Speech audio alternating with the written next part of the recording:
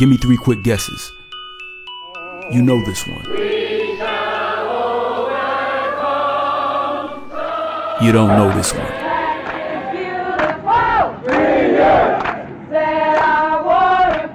You sang or chanted this one. How'd I do? Did I get all 3?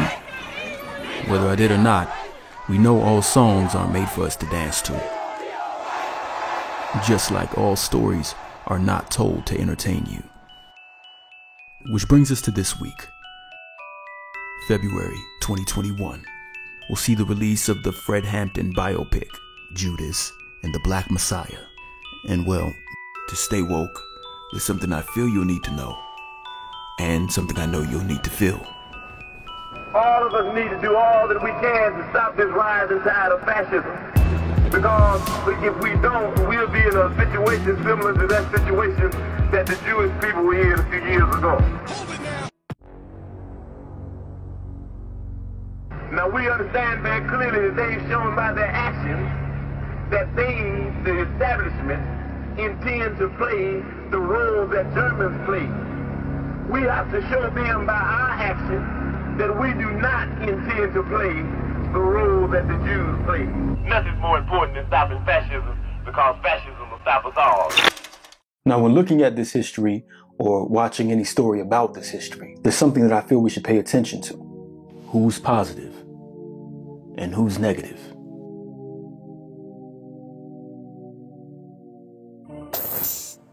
Now, this movie is a biographical drama about FBI informant William O'Neill, who infiltrates the Illinois chapter of the Black Panther Party to gather intelligence on Chairman Fred Hampton. And don't worry, there's no spoiler alert. At the time of making this, I haven't even seen the movie yet, so it's not a review, but it's like a pregame. It's to let you know something that the film can't say to you, and it's not going to be found anywhere else. This is strictly the curriculum's perspective. So let's take it back a little bit. Nothing's more important than stopping fascism, because fascism will stop us all. Now this word he keeps saying, fascism, we'll explain what that means. But first, a little background. Now while this speech took place in 1969, it was only a year before that Fred Hampton helped to establish the Illinois chapter of the Black Panther Party. He quickly rose to leadership within the organization, gaining the position of deputy chairman. Now this is 1968. The same year that saw the assassination of Dr. King, followed by an explosion of urban uprisings throughout the nation, and Chicago, Illinois, was one of the major cities where this happened. And only 2 months later, Senator Robert Kennedy, as the leading Democratic presidential nominee, was assassinated. His death was a serious blow to the anti-war movement, and so, by August, thousands of protesters flocked to the Democratic National Convention in Chicago, calling for politicians and the establishment to end the war. The protests devolved into clashes with the police that were used to justify a highly publicized court case the following year, and was the reason for the demonstration at which Fred Hampton was just shown speaking. But these events set the stage for Fred Hampton joining the Black Panther Party. So what was the Black Panther Party? Well, the Black Panther Party for Self-Defense was a political, community-centered, revolutionary organization, initially made up of young black folks who were fed up with police brutality. The organization's founders, Huey P. Newton and Bobby Seale, decided to take a more militant stance against racism, advocating for self-defense and the black community bearing arms. They heeded the by any means necessary credo of Malcolm X. After his assassination in 1965, sought to carry on his ideology of black empowerment. They organized first in Oakland, California, as an armed citizen patrol that would monitor the activities of police within the black community, in embracing the self-reliance and self-determination messages of Malcolm X. In addition, Chinese leader Mao Zedong's ideology, Black Panthers hoped to organize a revolution led by the people, in which socialism is promoted instead of capitalism by something called the 10-Point Program. And in 1968, when the 10-Point Program was being embraced in Chicago, Illinois, a 20-year-old Fred Hampton's experience as a community leader was not new. He was a member of the Youth Council of the NAACP since 12 years old. The skills he had developed as an activist, clear communicator, and organizer pushed him to the forefront of the movement and earned him the position as a charismatic force to be reckoned with. Now this word fascism or fascist, you may have heard it before. And it's used to describe a certain type of person or situation, most likely in a negative way. There's a history behind this word fascism, and it has to do with a political movement that occurred in Germany and Italy during the 1920s and 30s. And it was a style of government. But since then, when you've heard it used, it's describing a type of political behavior. One where somebody in power rules over people in a forceful and suppressive way. They control the people often through violence or intimidation to suppress any opposition. In the case of what Fred Hampton's referring to, he's discussing the American power structure, the establishment, in general, the way that they were holding control of people, and specifically the way that they were controlling Black Panther founder Bobby Seale through his inhumane treatment during his trial. Whenever we're talking about somebody in power who's willing to go to any means to maintain the current state of affairs or status quo that has them in power, so much so that any perceived threat or something that they think could negate their power has to be suppressed. That person or body of people may accurately be identified as fascists. Which brings us to the title of the film, Judas and the Black Messiah. Now, on one level, this title is clearly in reference to the biblical story of Jesus of Nazareth, the Savior or Messiah, and his betrayal by one of his disciples, Judas Iscariot. Judas strikes up a deal with the Roman government, for which he receives 30 pieces of silver, and turns Jesus in, where he stands trial and is convicted and crucified for treason. The term Black Messiah is connected to more recent history, the time in which Fred Hampton was living. Now, remember us talking a few weeks back about something called COINTELPRO, an FBI program that was devised to take down organizations and people in the movement. We discussed how it gave directives to expose, disrupt, misdirect, discredit, and otherwise neutralize Black leaders and organizations. And Fred Hampton was one of them. Now, if we go back to that same document, in a memo that was released in 1967, it states that one of the objectives of COINTELPRO is to prevent the rise of a Messiah. What is it talking about? It goes on to say that this Messiah would be someone who could unify and electrify the militant Black nationalist movement. So this is talking about a potential Black leader that could bring folks together enough to do something toward a collective cause. And this collective cause would go against the status quo. And even speculates on which leader that person could be. At the time of writing this, I'll note that the list was all men, and Fred Hampton wasn't one of them. But the work he would do upon joining the Black Panthers later that year and the following brought much attention his way. Now, the Black Panther Party gained much of their popularity from their decision to bear arms. And even until today, a lot of the popular narrative and stories about the group highlights guns or violence. And there's a reason for that we'll address. However, it should be noted, it was for other activities that they involved themselves in that they were perceived as being most threatening by the establishment. Take, for example, Fred Hampton's work in Chicago. In 1969, the organization opened up 5 free breakfast programs in that city alone. Initiated first in Oakland, this program is one where party members and volunteers went to local grocery stores to solicit donations, and under the consultation of nutritionists, prepared and served food free of charge. Come on in, little brother. Come on in, little sister. Y'all can sit down and get something to eat. These programs were designed to feed children in the neighborhood breakfast. By the end of the year, they had programs in 19 cities across the country. But this isn't all they did. In Chicago and other cities, they established free medical health clinics, which attended to the community's health needs. Free busing to prison programs, child care centers, free clothing, and ambulance services, all within their communities. But it was this, the free breakfast program, that drew particular attention of the FBI chief, and he saw it as potentially the greatest threat to authorities to neutralize the Black Panther Party. And there goes that word again, neutralize. Now, as discussed in the previous class, there's a way we can be when we're practicing consciousness or trying to stay woke that's positive and a way that is negative. And the difference between the two has to do with what we focus on and how we feel. Are we gloomy, pessimistic, resistant, antagonistic? Or are we clear, confident, optimistic, affirmative? You remember I said with the last words on my lips that I am a revolutionary. And you're going to have to keep on saying that. And in social movements throughout history, this is shown by whether people are reactionary and defensive or progressive and productive.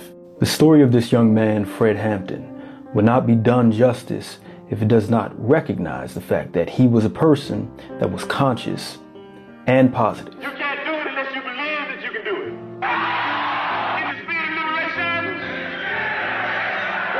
say that I am a revolutionary.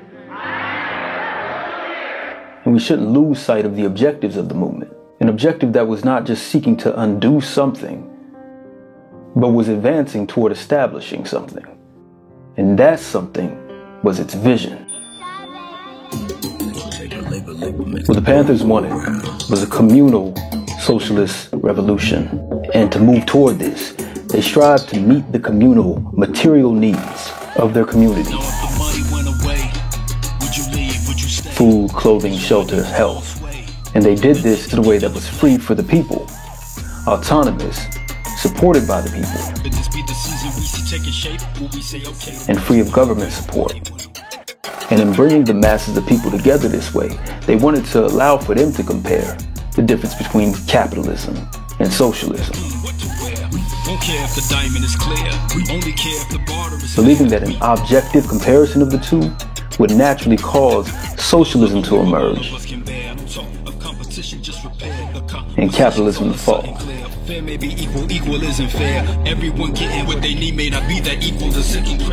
It was not their interest to become rich and famous. Becoming rich and famous would be to betray their vision.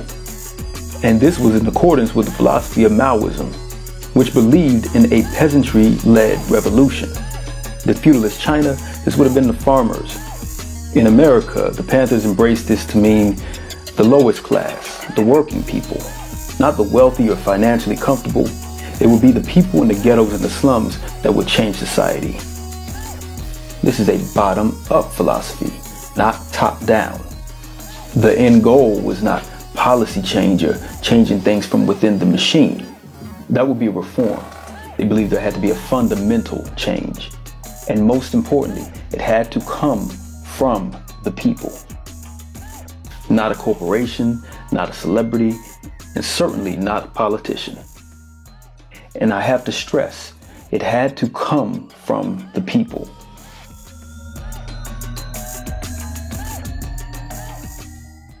So with this philosophy, Fred Hampton worked to unify organizations from various backgrounds and experiences.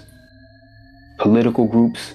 My name is Fred Hampton. Community groups, street gangs. I'm here to represent the Vice Lord Nation. We are behind any decision that the coalition and the Black Panther Party make. Which was a pretty blatant threat to the status quo. And when I say status quo, there's something we must understand. That which operates as the core values of the society. That or those which assume power because of it. This is the status quo. It's the massive force within our society by which all things work to maintain. Your power structure of government, military, media. But this presents a bit of a paradox in understanding that the nature of things is always in a state of change. The dominant parts of the status quo, or the state of affairs throughout history, has always shifted. This means that what in one point in history may be negative and negating of a static force for that time being can ultimately assume the dominant position of the status quo. But in order to do this, it needs to be shifted from its negative qualities to positive qualities. And in assuming those properties, a new dynamic may emerge. One that centralizes the new values of that world, regardless of anything that antagonizes it.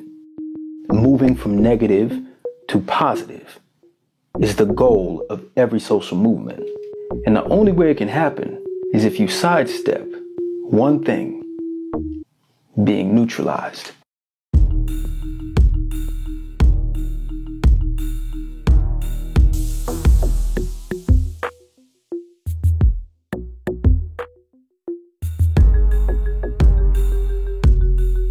Subdued, inactive, disinterested, undecided, null and void, chargeless, meaning you don't have no charge at all. Think of it this way. Something is created negating or going against the norms of the current society, under the guise of a new world that could emerge, a new status quo.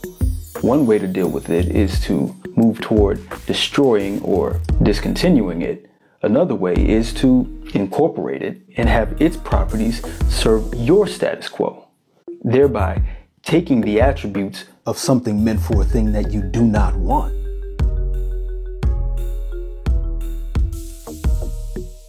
And moving it into a neutral position. So it only adds to the mass of your status quo. You see what I mean? So again, for a negative movement to become positive, it has to sidestep being neutralized. And here's what we might not yet expect from a story on Fred Hampton. This secret, the whole thing, the culture we're in, every story, particularly the ones about history, have to be ones that neutralize us and maintain the status quo. And this is done in several ways. And one of these ways is violence. I don't mean violence on you. That's another thing. I'm talking about violence in our stories. Violence exists in art and entertainment as what's called an aesthetic of violence. And historically, it has been used as part of what's called a fascist aesthetic. It's the way that violence gets used to undermine thoughtful engagement. Really thinking about what you're seeing or hearing, not just having an emotional reaction. It's also been stated that the fascist aesthetic mobilizes people's feelings primarily to neutralize their senses. So we get so hung up on the violence that we end up talking about that above everything else. And in history, whenever we see social movements get reduced to a question of non-violence versus violence, that's a violence aesthetic. And whenever you feel a story is aimlessly pushing you or making you want to oppose the system without a vision, the long game also is to neutralize you. Neutralizing takes the form of violence from the state. Death, dumbing down, drugging up, confusing, distracting, exposing, disrupting, misdirecting, discrediting, neutralized. And the end goal is to make you cling to the status quo. I'm not saying this to endorse any specific ideology at all. I'm merely explaining a way for you to understand a political theory, how consciousness really can produce social change, and how wokeness historically has been undone. And one of the sure shot checkmates to neutralize anybody is to know what matters most to you. Whatever that is, well, that's your price tag. And that is what happened to us.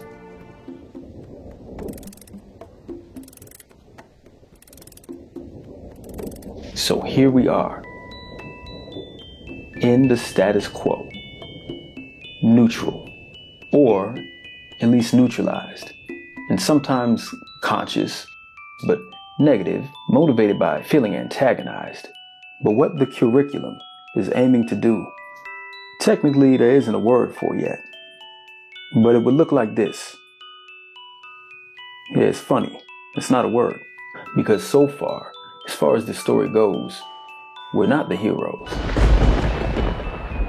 Not until we say we are. I am because Fred Hampton was, and because he was, his son is, and here he is again, and here again. And the year when Panthers disbanded form was the year I was born. And that year dropped this. So push me, cause I'm close to the edge. This is hip-hop, pre-co-opted, what seeds of Fred adopted. He does some rap, young people's music, and this is Fred. With our love, I'm a God from the messenger from above, messenger of good, delivered from evil. The word, sound, movement, culture, to move and coach ya. And this is what schooled me, and this is who schooled me, and this is who fueled it, this dream, this movement, this moment here is why anything else would waste this time.